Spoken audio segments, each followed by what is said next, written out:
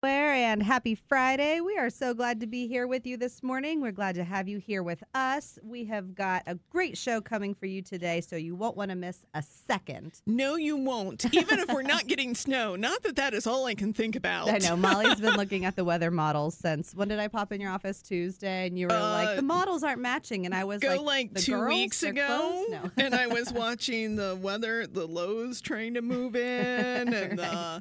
And I've got a friend in Wisconsin. Wisconsin shut down. My sister's in Grand Rapids, Michigan. Michigan shut down. And I'm like, and we're going to have rain. Yeah. And then cold and then lots of wind. Yes. That wind. But I did have fun. If you have family that is in snowy areas, help them with their grocery list. Oh, yeah. Like, it was a lot of fun. Like, we were like, what do you need when you're snowed in? And it got random. It got random. Sprinkles. Sprinkles. I would need sprinkles so that you can make snow ice cream. Yes. You know, you go outside, you take your snow, you pack it in a little cup, you put some sprinkles on it. Ta-da, snow Somebody ice cream. said apples. I was like, fondue. Oh, yeah. If you're going to have apples, you need fondue. That's just natural, right? And then a fondue pot. All right, we digress. We have one of my favorite guests with us this morning, Mr. George Morrison of the Delaware Main Library. Hello, Mr. George. Well, good morning, everyone. I'm so glad to be here with such wonderful folks.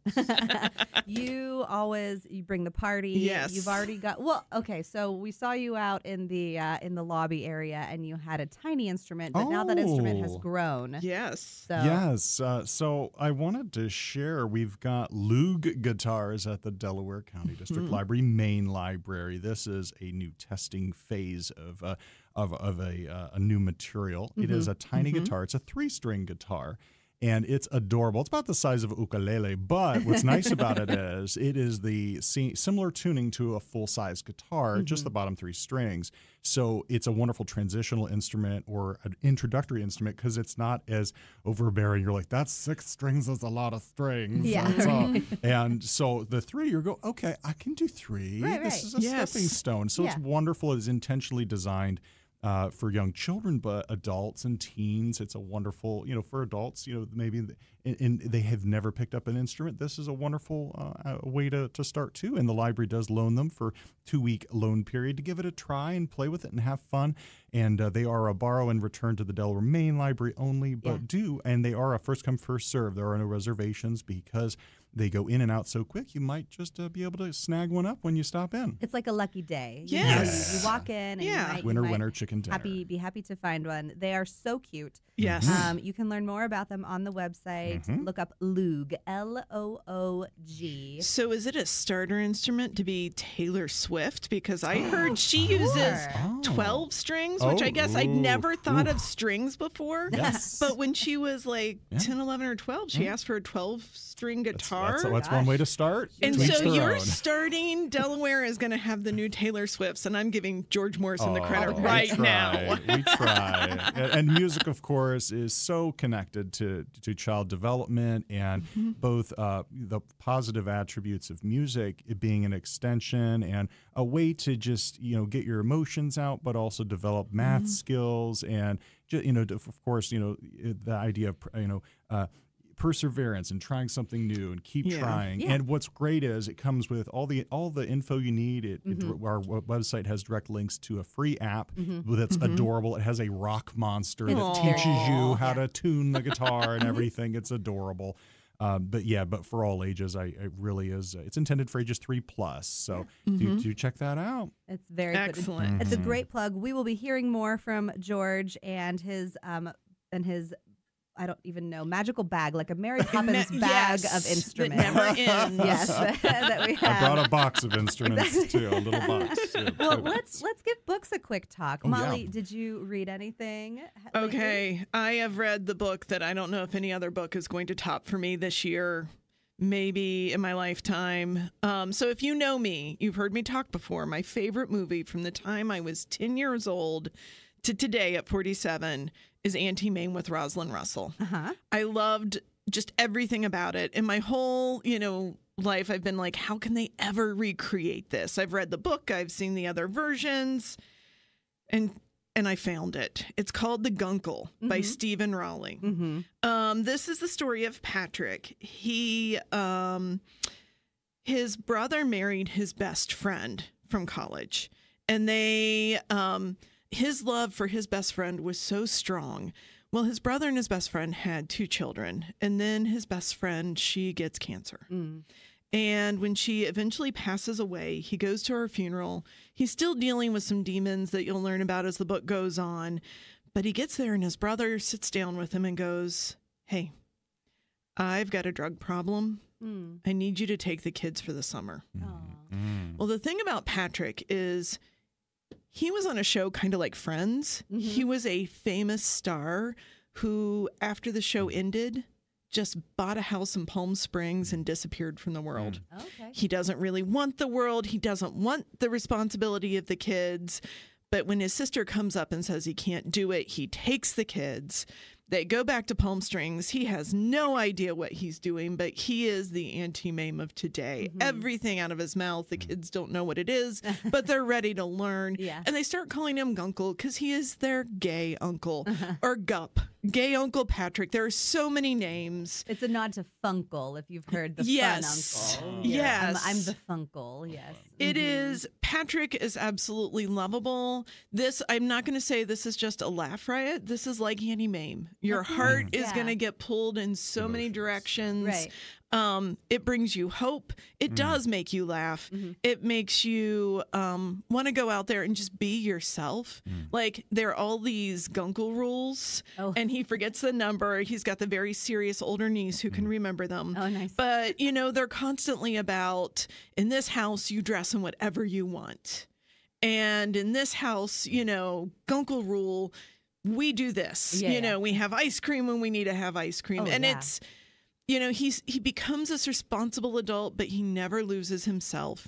He finds his way back into the world, which is a really big thing. And I think after COVID, this is maybe the book we all need. That's a nice, you know, like he's helping the kids while the kids are helping him. It's a mutually beneficial relationship. It reminds me, which I have no idea if the storylines are similar at all, but one of my favorite books that's come up recently is Nothing to See Here by Kevin. Oh, I love Nothing to See Wilson. Here. Yes. And Kevin Wilson has a similar storyline in his book where there's a nanny who needs some help, but the kids also need some help. Yes. And they kind of end up helping each other. So, and this book did win this year's Thurber Award for Humor. Very nice. So you don't just have to take my opinion on this being a good book. Good. This won an award because it is just, I really have to say, to start the year out with a book like this, it's really a little hard because I really don't know if anybody's ever going to beat this book, and I'm okay with that. I may just have to reread it and talk to you about it again. In December, yes. You'll bookend the year with it. That's very nice. So that was The Guncle by Steven Rowley. Yes. George, do you have a book of poetry? I do. Well, we do, of course, Happy New Year, folks. I like to say that. Sometimes I say it 2 weeks afterwards. People, well, it's not New Year's. It is new, and I like to wish that to folks. And I am going to sing Auld Lang Syne in a minute, and there's a reason for it. Yes. But I brought a book of Robbie Burns poetry. My family is from Scotland, and I know, and this is a shout out, I do have to read a wee bit of it.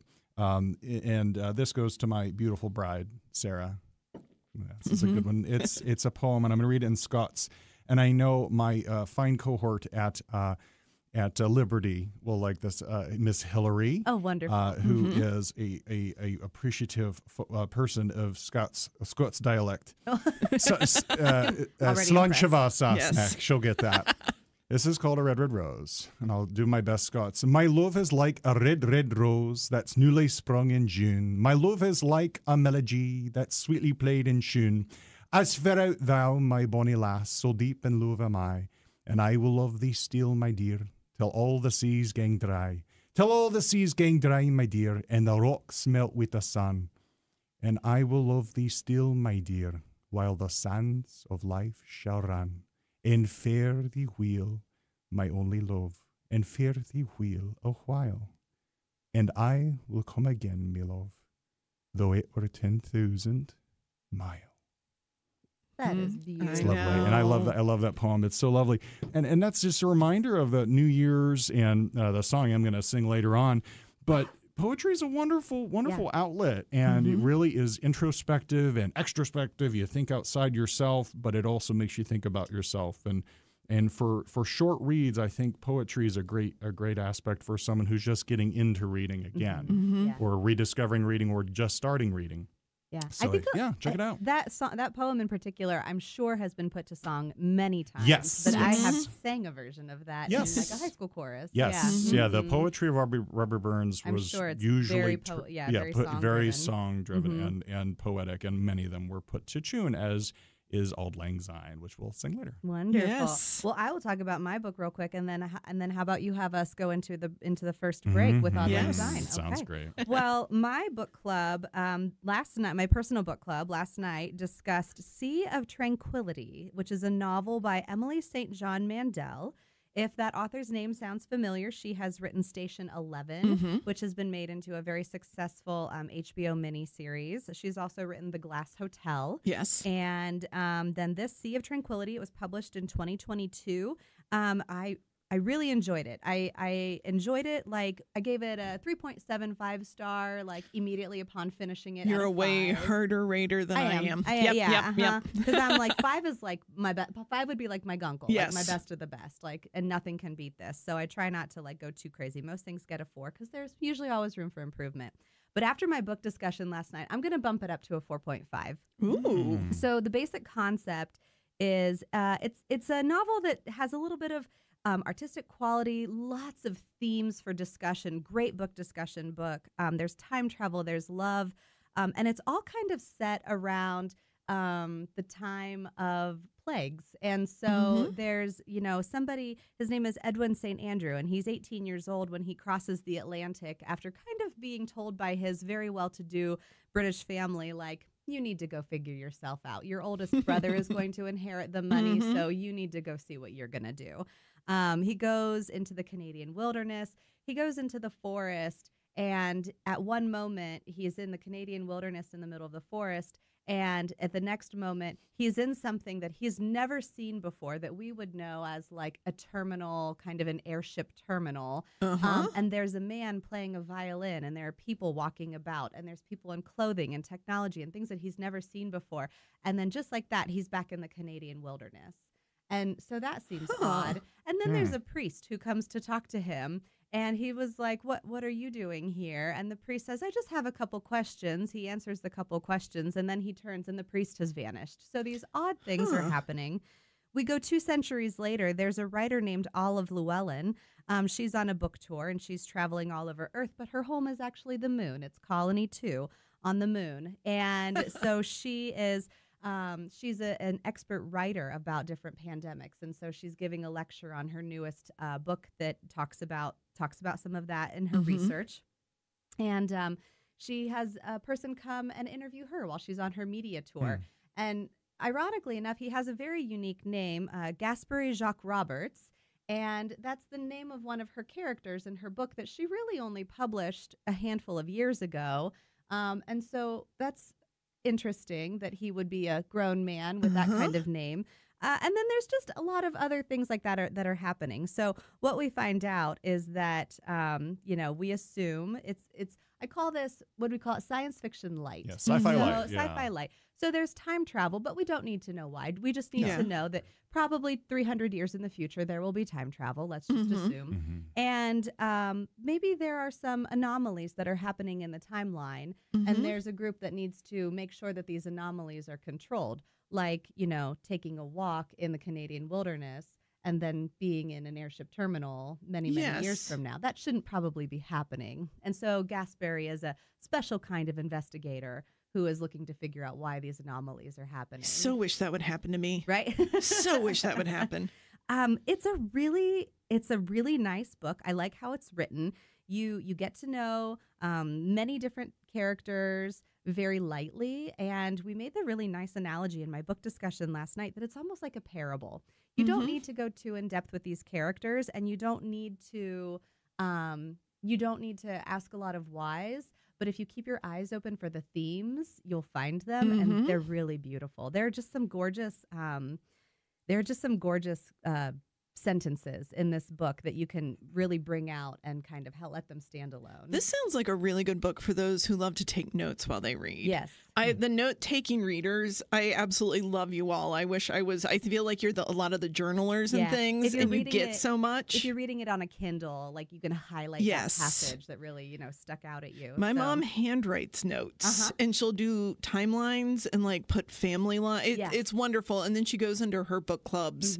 And everybody gets so much out of that, too. Yeah. I love it. It was very nice. So I would, like I said, I bumped it up from a 3.75 after the discussion, and we really dove more into it, into a 4.5 out of 5 stars. Sea of Tranquility by Emily St. John Mandel. Love it.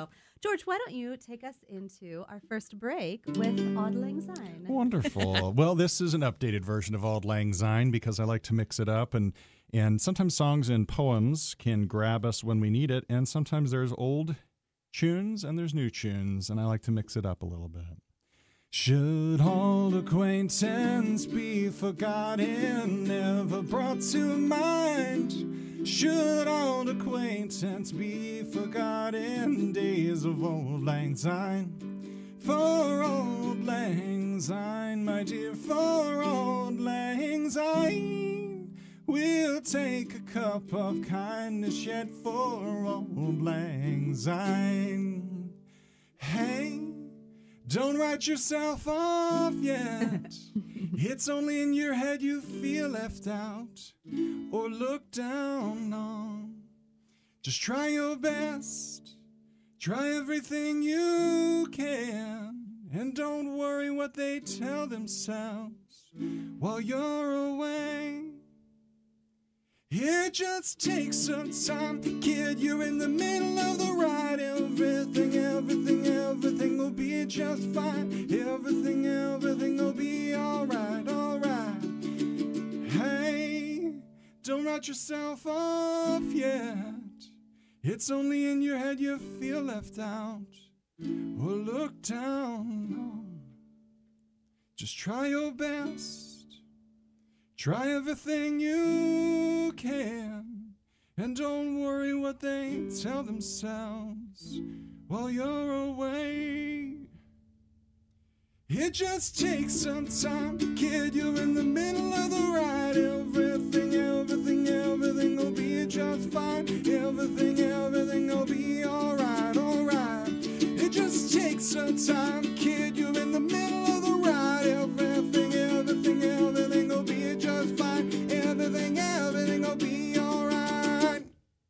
Yay! I love the added in Jimmy Eat World. I know. That throws me back to my high school days. Oh, wonderful. And I love sharing Auld Lang Syne with children and adults because the tune and the poem.